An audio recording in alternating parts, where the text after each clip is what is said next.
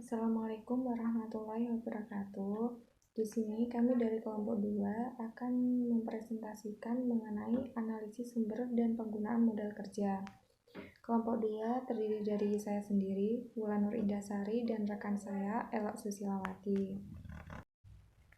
Yang pertama, di sini saya akan menjelaskan mengenai pengertian dana dan modal kerja. Analisis sumber dan penggunaan modal kerja merupakan analisis yang berhubungan dengan sumber-sumber dana dan penggunaan dana yang berkaitan dengan modal kerja perusahaan.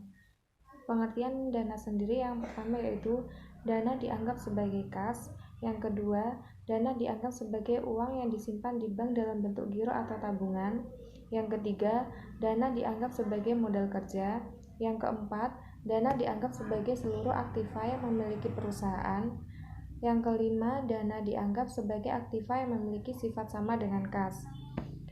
Selanjutnya, pengertian modal kerja yang terkandung dalam konsep modal kerja. Yang pertama, konsep kuantitatif. Modal kerja adalah seluruh aktiva lancar. Yang kedua, konsep kualitatif. Konsep yang menitikberatkan kepada kualitas modal kerja. Yang ketiga, konsep fungsional. Fungsi dana yang dimiliki perusahaan dalam memperoleh laba.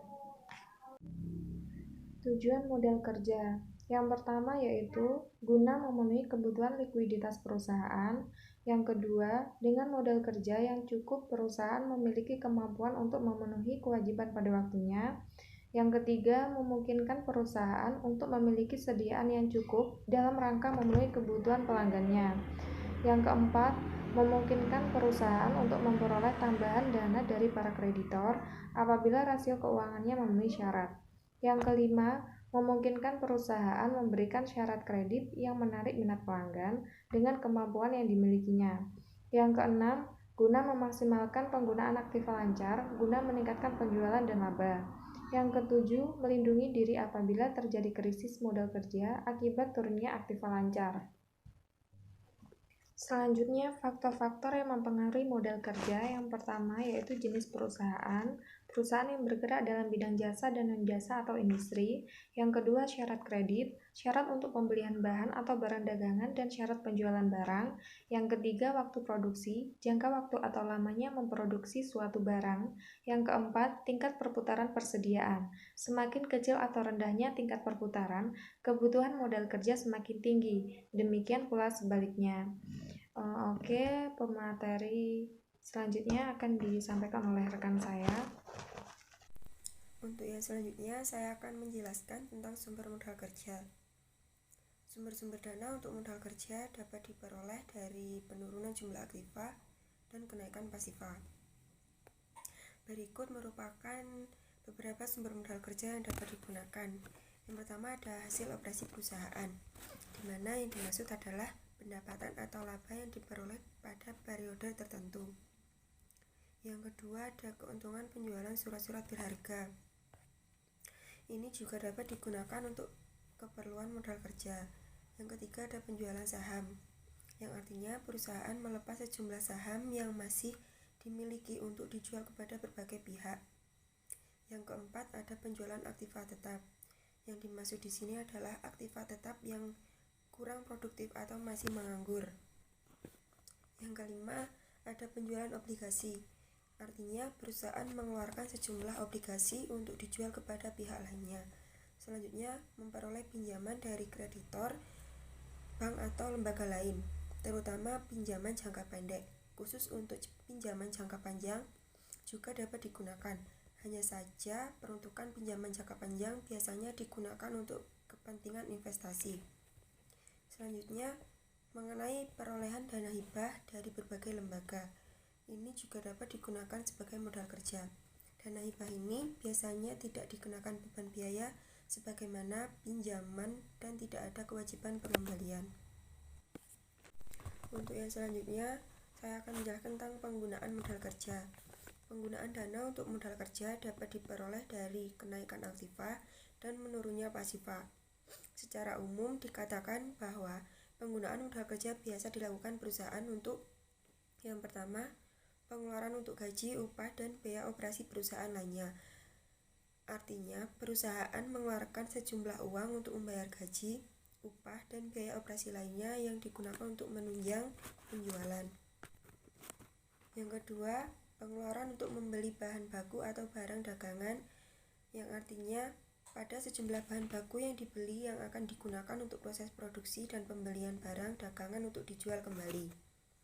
Selanjutnya, untuk menutupi kerugian akibat penjualan surat berharga atau kerugian lainnya adalah pada saat perusahaan menjual surat-surat berharga namun mengalami kerugian. Hal ini akan mengurangi modal kerja dan segera ditutupi. Selanjutnya, pembentukan dana merupakan pemisahan aktiva lancar untuk tujuan tertentu dalam jangka panjang.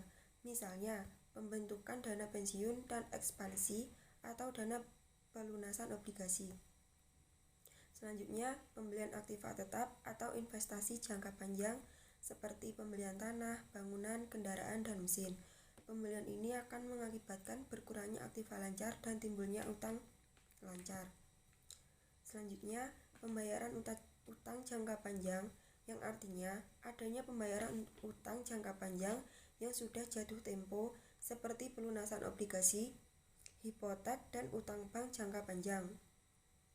Selanjutnya, pembelian atau penarikan kembali saham, yang artinya perusahaan menarik kembali saham-saham yang sudah beredar dengan alasan tertentu dengan cara membeli kembali, baik untuk sementara waktu maupun selamanya.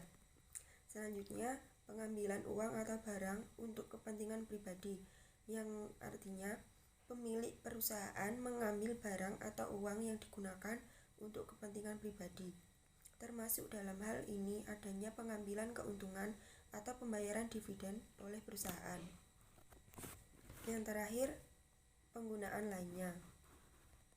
Untuk selanjutnya, laporan sumber dan penggunaan modal kerja. Laporan sumber dan penggunaan modal kerja menggambarkan bagaimana perputaran modal kerja selama periode tertentu. Laporan ini juga menunjukkan kinerja manajemen dalam mengelola modal kerjanya. Dalam laporan penggunaan dan sumber modal kerja akan terlihat perubahan modal kerja yang dimiliki perusahaan. Dalam praktiknya, laporan perubahan modal kerja menggambarkan posisi modal kerja per periode, perubahan modal kerja, komposisi modal kerja, jumlah modal kerja yang berasal dari penjualan saham, jumlah modal kerja yang berasal dari utang jangka panjang, jumlah modal kerja yang digunakan untuk aktiva tetap, jumlah aktiva tetap yang telah dijual, dan lainnya. Sekian presentasi dari kelompok kami. Apabila ada kurang kata atau kesalahan, kami mohon maaf. Wassalamualaikum warahmatullahi wabarakatuh.